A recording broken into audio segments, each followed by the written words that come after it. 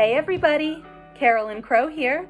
Today I wanted to show you how to make a favorite cake recipe of mine, and one that I don't think you would even know is actually vegan. It's super moist and spongy, almost like a box cake mix, if you will, and it's almost as easy to put together as a box cake mix. So let's get started. So Calvin and I are going to make an everyday chocolate cake. And do you remember what I told you about this one? That it doesn't have any food ingredient in it. It doesn't have any animal food ingredient in it. Yes. Do you know what that's called? No. It's called plant-based or vegan. Ah, yes. And it's super simple. Usually when we bake together, you help me use the scale, right? Mm-hmm. I thought today you could help me with measuring cups instead. Yeah. This is called the scoop and sweep method. You scoop your flour into your measuring cup, and you want to be careful not to pack the flour into the cup, and fill it so that it's overflowing like that, and then using the flat side of a knife, put the flat side down on the measuring cup and sweep it across. Cool, and now it looks perfectly flat. And now it looks perfectly flat. All right, you're gonna do one now. We need 2 of those, okay? Okay. Is this enough? Yeah, hold it over the container though so you don't spill flour all over. Good. Now you don't wanna shake it, you don't wanna tap it on the counter because that will pack the flour down and then you'll have too much flour in your measuring cup. Beautiful. Into the bowl. Super flat. Okay, and one more like that. Okay. That's better. Precision is the name of the game, especially with baking. All right, so that's the flour. Good, flour's done. Now sugar doesn't get compressed in the same way that flour does, so you don't have to be as precious about it. Usually I just use another measuring cup to scoop it in. If you're pouring out of a bag of sugar, then you can just feel free to pour like that. This is just a little awkward to pour, so I don't usually do that. I don't want to get sugar all over the place, so I'll just scoop. 1 cup of sugar coming up. Plop, plop. All right, use that whisk.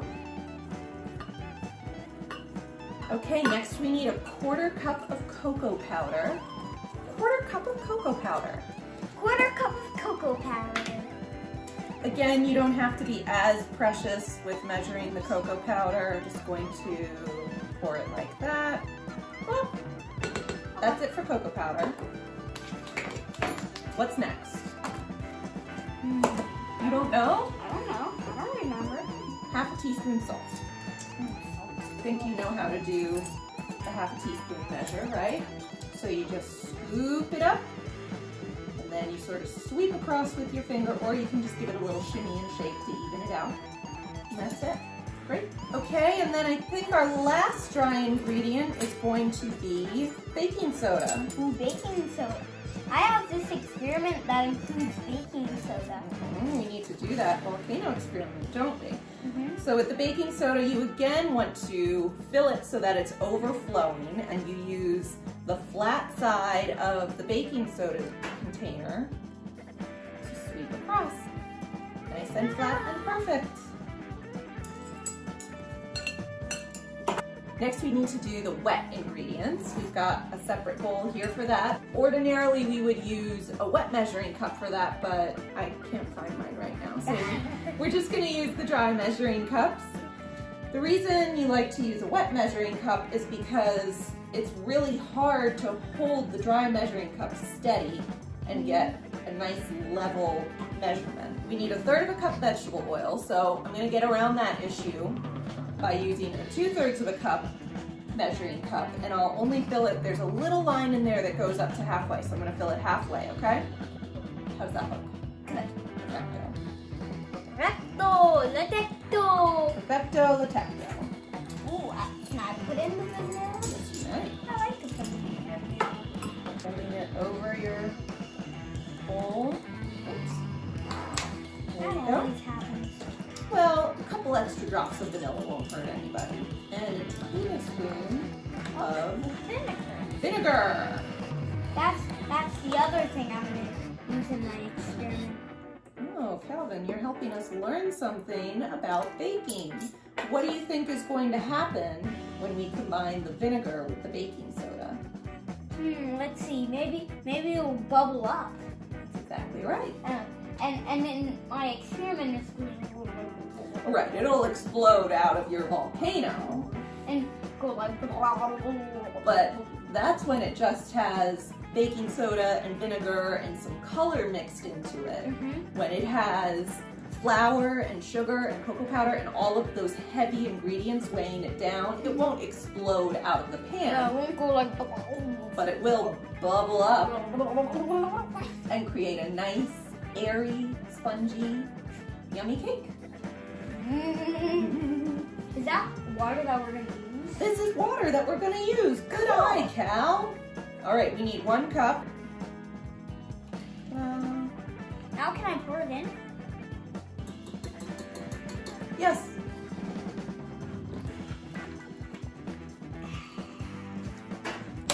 Can you whisk it, please?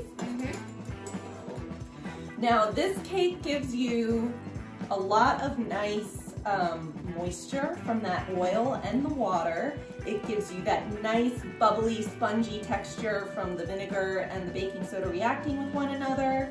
It gives you great chocolate flavor from the intensity of the cocoa powder. And it's all vegan. I mean, Your turn, Mama. Okay. This is a recipe that I have made for Calvin's birthday cake many times just because it's so moist and delicious.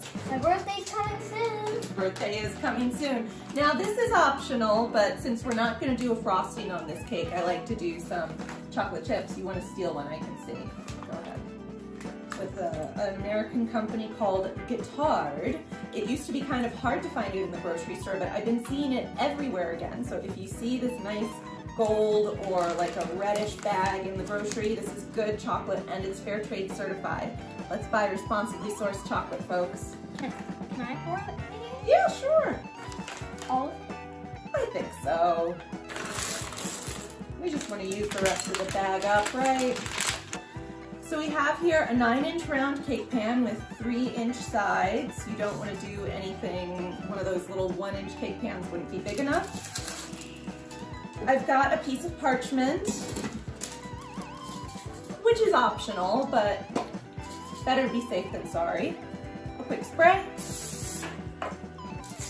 That makes the parchment stick. And then I just pop my parchment down in. And then a little more. Okay, so I'm just gonna use my spatula to get down to the bottom and make sure we mixed up everything thoroughly. Now, did you wanna pour it? Yep.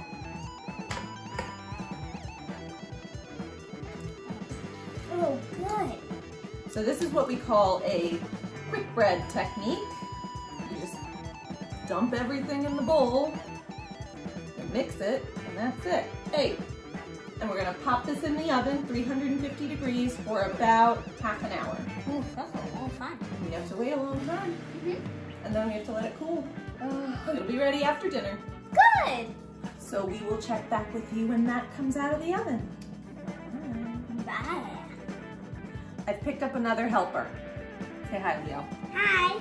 So our cake is done baking. It took about 35 minutes or so, but after the cake was done baking, we had to go straight into fixing dinner. So we haven't taken it out of the pan yet, and now is the time to do that. Since we're using a sharp knife, Mama will do that. You don't need to use a super sharp knife for this. A butter knife will work just as well. So I'm just gonna run around the edges of the pan, being careful not to stab the cake. Just trying to kind of loosen it up around the edges a little bit here. That parchment paper underneath helps a lot. Just put your plate or your cooling rack or whatever on top, and then you have to be brave and go flip. And then you can play the drums on a little bit.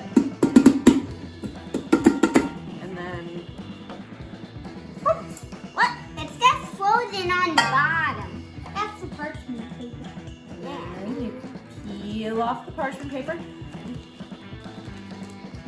Looks pretty good. And then you need to have another brave moment. You put your plate on top and then flip, flip, flop, flip, flop. There are a couple of different ways that you can finish a vegan chocolate cake. If you want it to remain vegan, and if you are a vegan who is okay with using white sugar and powdered sugar, you can just sprinkle it with a little dusting of powdered sugar. That's what we're gonna do.